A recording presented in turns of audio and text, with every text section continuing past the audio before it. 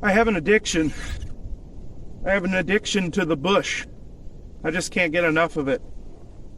I I just love this. I love this. Oh, it's about 16 degrees Fahrenheit out, so pretty cold today, but I'm dressed extra warm. And the sun's out, so it really just doesn't feel that bad, you know. In fact, I'm sweating under my hat.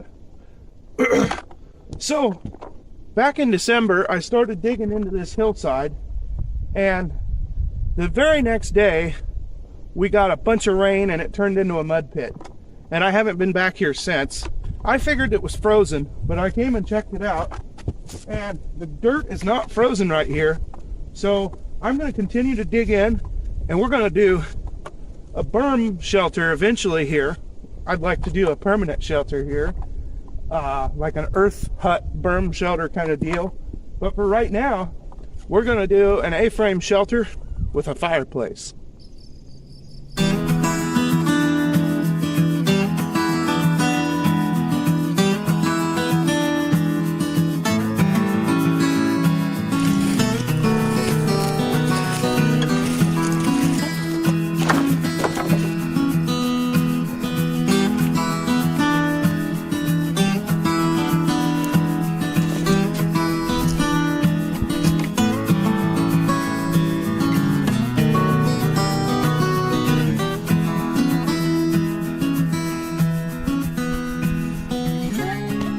Here's what I got so far.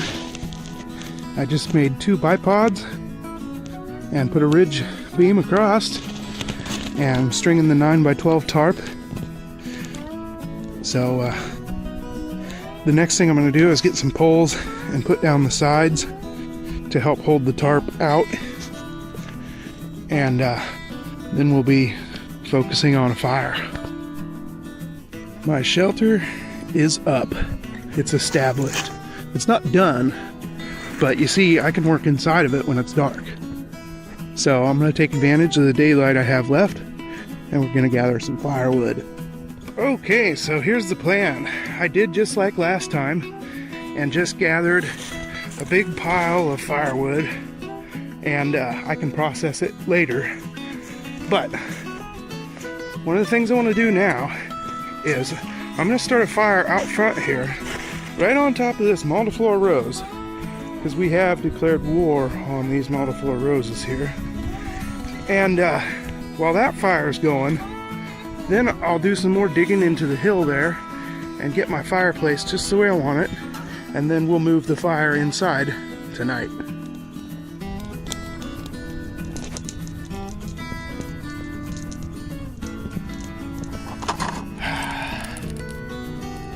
Yeah, the hardest part is done. Shelter's established. We have a nice warm fire, and believe it or not, you can already feel it's warmed up considerably inside the shelter. Unbelievable. So now it's time for the most important part of the day. Step 2. Today we're having a Sierra. This is the Indie Wave, it's called. Hoppy with smooth citrus character. Let's find out if it's worth anything. Boy, I'm ready for this.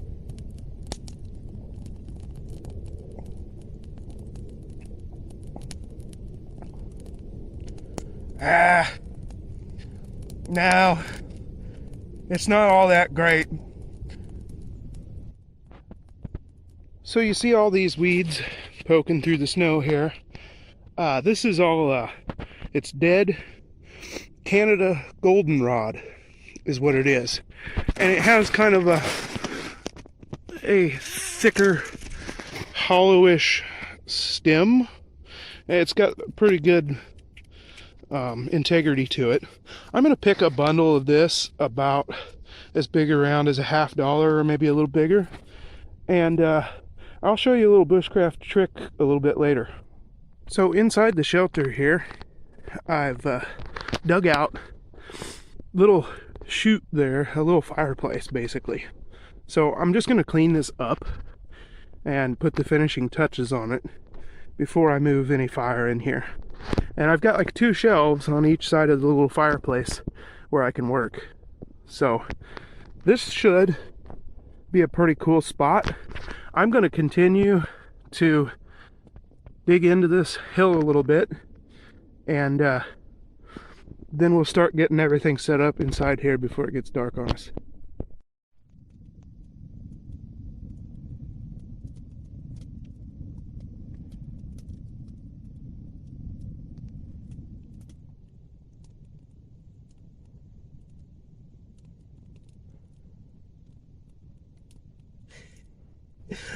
All right. Well, here I am. The work part of the day is done. Well, maybe. My door just blew wide open. This is the kind of crap that I'm.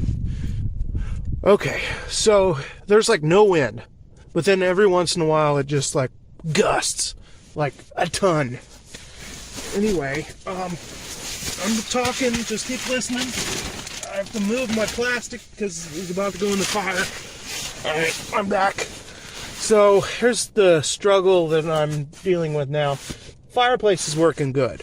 I'm getting ready to cook supper, but I just have no way to attach the plastic to the front of the shelter. And I've learned so much today. It's unbelievable. But one of the things I've learned, this is Gorilla Tape. It's supposed to be like the best stuff, you know. It just rips itself to shreds in cold weather. You can't peel any off of this. It's just sticking to itself. And you know, this stuff is worthless. $8, $9, $10 a roll, some of this Gorilla Tape. And depending on how thick the roll you get. And duct tape is absolutely worthless these days. You know, when I was a kid, duct tape worked good. But cheap, it's all about profits now. But this Gorilla Tape, it ain't worth the extra money. It's junk. It's junk. There's no good tape anymore. There's no good tape. Maybe gaff tape. I'm a musician, so some of you that are familiar with the music world might know what gaff tape is, but nah. Those days have passed. Those days have passed. So what I gotta try to figure out how to do is, I've just got my plastic wrapped around the front of this thing right now, but every time the wind kicks up, it blows my plastic away. So I've got to figure out a way to mount my plastic. I do carry a little bundle of nails in my pack, so I might try to nail it on. One of the things that I might consider carrying in my pack whenever I do a shelter that I'm going to be putting plastic or something on, I might just bring my staple gun, you know? It's not really that heavy. So, one of the things that I did on this trip is reduced my pack weight by approximately 50%. And I'm starting to realize the importance of some items versus other items, and some of them are getting kicked off the list. So, I'm going to have a couple step twos, and we're going to start dicing up some vegetables and stuff, because we're going to make some beef stew. I thought all my subscribers would appreciate this. I tried to clean it up, but it's still kind of dirty, but I live in my grandma and grandpa's old place. And although we remodeled it, we are still finding some things that used to belong to them. And this is his old lunchbox, apparently. I thought, how cool would it be to utilize this? So, let's see what's in the lunch pail. Alright, we got the last little bit of olive oil that I had in this bottle anyway. We got an onion, some butter, some SPG green onions, a stalk of celery, some baby carrots, a can of tomato sauce, some country-style ribs, a potato, some minced garlic, and some magic sauce here, and I'll talk to you about the magic sauce a little bit later. We've got all the makings of a really, really good stew.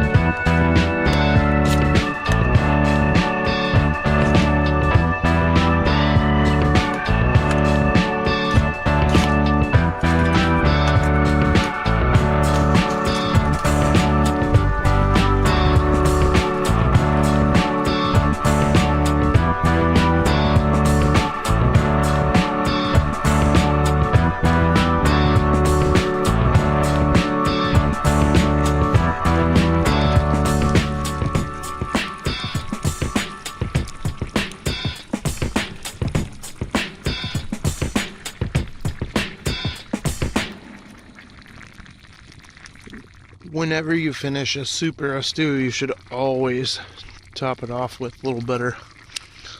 And that goes for gravies and sauces, because the butter just finishes it so perfectly.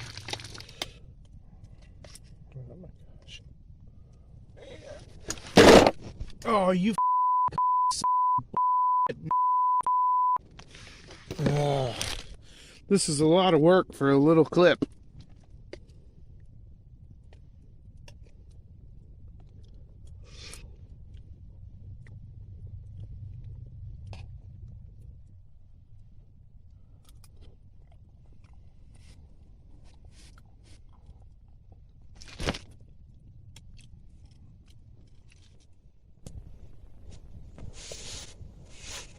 All right. Yes, ladies and gentlemen, this has just been like the perfect night.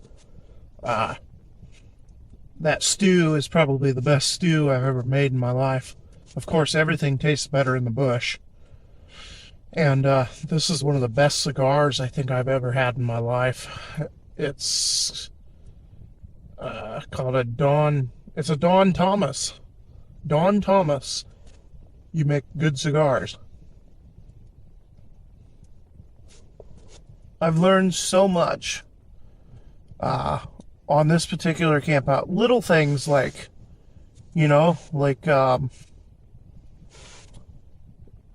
sure your fire, my fire is 6 inches or so higher than my bed. So all the heat's going up. It's going up and it's going out. If my fire were level with my bed, I'd probably be getting a lot more of the heat from it. Just little things like that. There's just been a bunch of them on this particular camp out. 18 degrees. It's a little bit cold, but I am crawled into my Hunter Antarctic Wiggies bag, so I'm not too worried about it. I'm just enjoying this Don Thomas cigar and digesting that wonderful beef stew. That was really good. I know exactly what I want to do. So for this shelter idea, it's a cool idea. The concept is there. It's still colder than hell in here. As you can see my breath. But the idea is there. I just need to close it up a little bit more. I'll come back this spring when the ground's not frozen, and I'll dig into the hillside some more. And I think we'll turn this into a really cool berm shelter. My ultimate goal here is to do a berm shelter with grass, with sod over the entire thing, where there's just basically a door coming out of a hillside. I think that would be so cool. So, yeah, I think we're on the right track.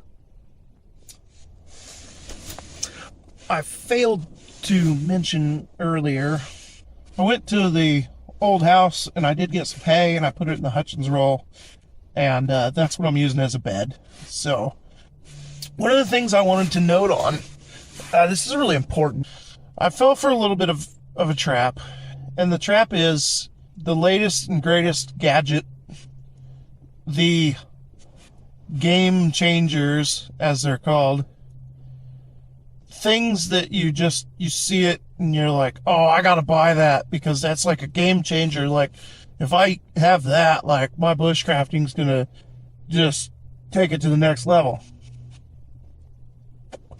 Well, to be right honest with you, there's a reason why the tried and true original experienced bushcrafters have such minimal gear. They have such a small amount of stuff with them, is because it works. One of the things that I fell for is the Hutchins roll, and I'm not going to tell you not to buy it. I'm not going to tell you it's a bad investment, but it's very heavy. It takes a lot of room in the pack. And today I was carrying some hay in it, and the buttons didn't hold. and all my hay fell out on the trail, and I had to stuff it back in, and it's just cumbersome. It's big, and it's just not necessary. I am more comfortable on this camp out as a result of having the Hutchins roll, but I really don't need this thing. I really don't need it. It's cool, but yeah, that's that. So the other gadget that I just had to have was the bedroll cook set, which I've already explained my displeasure with it, but I was using it again tonight, and I ended up tossing it aside and just setting my kettle right on the coals. I'm learning fast because when you get out in the bush and you actually try this stuff, it either works or it don't. And I'm learning that beware of the snake oil. There are a lot of gizmos and gadgets that people will try to sell you, and I'm talking about reputable sources like Coalcrafter, Bushcraft, and everything. Don't get me wrong, there's nothing wrong with the Hutchins roll, and there's nothing wrong with the bedroll cook set, but you don't need it. It's added weight in your pack, and it's extra money that you don't need to spend. I know people that go out with nothing but a wool blanket, and they're totally comfortable. Whereas I'm packing this giant Hunter Antarctic sleeping bag that is the same size as my pack, I mean, I will say this thing's freaking great. But I guess the point that I'm trying to make is don't buy too many gizmos and gadgets, because you'll end up just not using them. You'll end up just going back to the basics. When you start a new hobby, you're like, oh, I gotta have one of those, I gotta have one of those, and one of those. Well, the truth is, no, you don't. Less is more.